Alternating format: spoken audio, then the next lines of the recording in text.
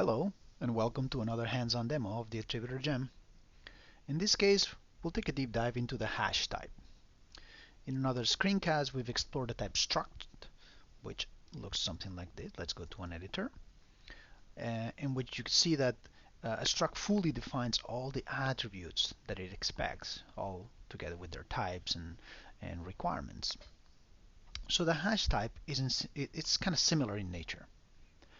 But it differs from the struct in a few aspects. The first one is that um, if we have this struct person and we load it, we can access the structs can access the attributes through the dotted notation and set them, getters and setters. In the case of a hash, we will be accessing, if this was instead of a struct, if we had defined our person hash, we would be accessing the attributes through the square bracket, the square bracket notation, like a normal Ruby hash. So that's the main difference.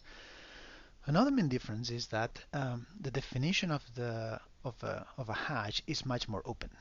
It can simply say this is a hash that has key value pairs, or it can go as far as defining what keys and types it accepts.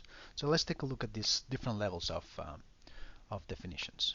So the simplest thing I can do for a hash from a hash perspective is to define so let's call it person hash that derives from the attributor hash class. So that is simple as that. This would work. So this basically says this is a hash. I don't tell you anything else. So I can load anything I want. Doesn't matter. And then I can access it through the square notation, and let's dump it. If I just do that, then I'm getting just what I expect. Kind of it is a hash, nothing else. I haven't said anything in particular. I can go further than that and just say this is a hash, but let me tell you that uh, the keys are strings. Okay, so I'm just saying whatever keys are strings. So if I say that, I can see that now the strings, the keys, obviously need to map, need to be compatible. Symbols are compatible with strings, and they're going to be coursed as strings because I said it. I can go even further and say the value of this hash needs to be an integer. Now, obviously, if I say this, well, this is not going to be convertible to an integer, so let's try it, and we'll see that it says that this is an invalid value for an integer. But if I make it compatible, then this would work as expected. It's actually validating everything as you expect. So this is kind of going from a simple hash to a simple hash, except that I'm telling you what the keys and the values are. But I can go even further than that and simply define it very much in the way that I'm defining structs. So to do that, let me copy back the example of the struct that we had here. So this is the struct that we showed in another screencast, and I can basically replicate this in my hash.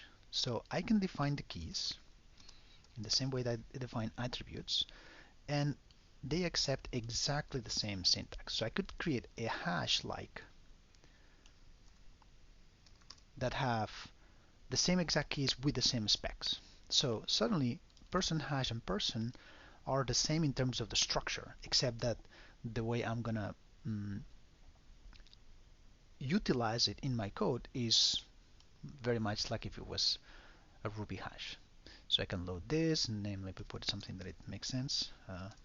John, right? If I do this, suddenly I have the same exact behavior that I'm expecting from the struct, except that I'm accessing him through this. Okay? Now, because I'm trying to replicate the structs, if I try to do keys that I don't understand, the hash is not going to like it because I haven't defined this foo key in my definition. But sometimes, because hashes are naturally more open, I may want that to happen. I may want to load unknown keys that I don't know at definition time. So to do that, allow extra. true, it's this with this option into the hash. If I run it again, this is going to allow me to load keys that I haven't defined. Now note that these keys are the ones that are not explicitly defined with types. They are subject to the value definition that I have here. So for example, if this hash, I said that it was a value integer, this will work perfectly because this is an integer. But if somehow I try to load a value that it doesn't match the unbound key, so to speak, I'm gonna get an error for that because it's not an integer.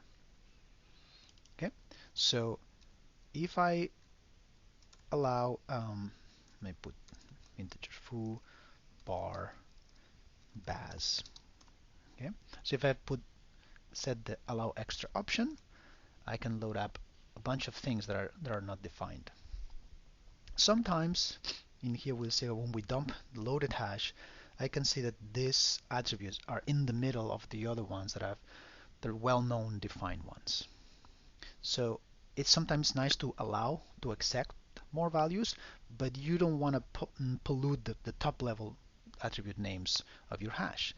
And you can easily stash them away into another subhash. So for example, if I use the extra keyword, I'm going to say any attributes that are loaded that are not defined, stash them away into a subhash called other. So if I render that, it's going to load them in the same way, but once I'm outputting them, I'm going to see that they get basically stashed away, so that the top level hash looks very much my definition. So that's another interesting option that we have in there. And that's it for hashes. To end, let me just say though that hashes can do exactly the same things that we saw with other types, like in the structs, for example. You can validate, you can call the instance objects to validate their structure and values. You can use the classes to generate as many examples as you want. You can describe their schemas. They will coerce the values into the right types, etc., etc. And that's it. Thanks for listening.